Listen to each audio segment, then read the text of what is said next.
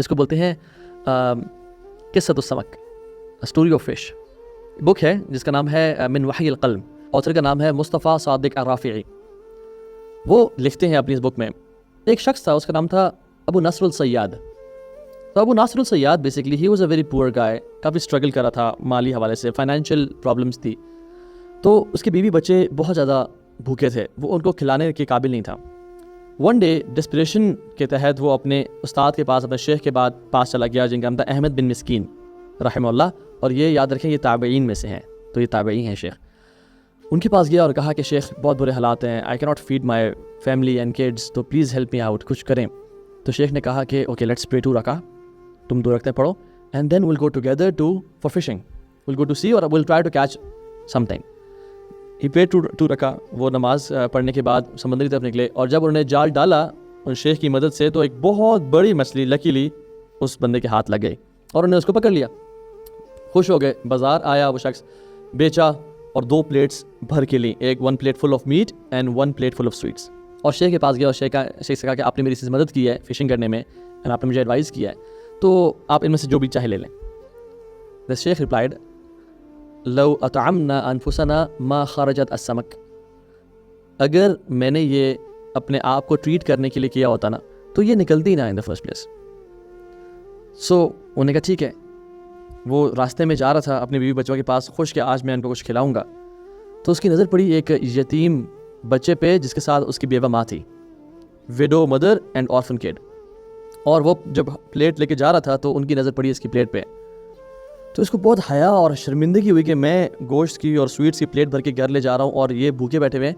تو کہتے ہیں کہ میرے ذہن سے نکل گیا میرے بیوی بچے بھوکے ہیں، اور مجھے ایسا فیل ہوا کہ جنت زمین پر آ گئی ہے اور بولی لگا رہی ہے کہ مجھے کوئی پانا چاہتا تو پالے، آج یہ اپرچونیٹی ہے. تو میں نے کیا کیا، میں نے نا وہ دونوں ان کو دے دی. اور جب گھر گیا تو پھر گھر جا کے جب مجھے ریئلائز ہوا کہ بیوی بچے بھوکے ہیں تو شیطان played with my head and میں بڑا ریگریٹ کیا کہ یار میں نے کیوں کیا ایسا.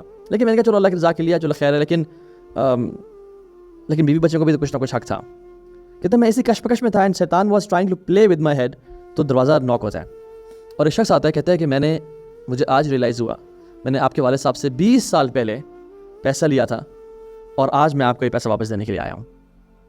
اور وہ جب انہیں بہت زیادہ مال تھا، وہ جب وہ دیا تو دس گائے بیکیم ایکسٹریملی رچ، اور اس نے اس سے بزنس بھی کیا، ٹرانزیکشنز بھی کیا، and he became one of the richest guy of that city.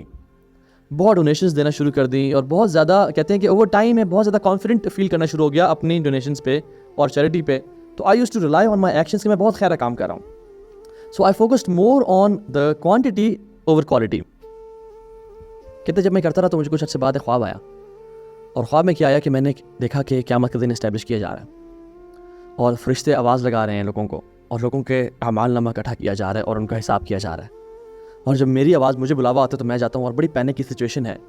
تو میرے ڈیفینیٹلی ہر بندے کے کچھ گناہ ہوتے ہیں، میرے کچھ گناہ تھے، لیکن میری جو چیریٹی تھی نا وہ بہت ہیوج تھی. تو جب گناہوں کو رکھا تو ڈیفینیٹلی گناہوں کا پلڑا نیچے ہو گیا، اور جب چیریٹی کو لایا گیا اٹ واز بگ اور اس کو نیک اعمال کے پلڑے میں ڈالا گیا تو گناہوں کا جو اسکیل تھا وہ اوپر نہیں ہوا. ایز اف اس چیریٹی کی جو ہے نا ورث بہت کم تھی، as if it was a bubble of foam کہ جو رکھا گیا ہے بٹ اس کا وزن نہیں ہے. سبحان اللہ.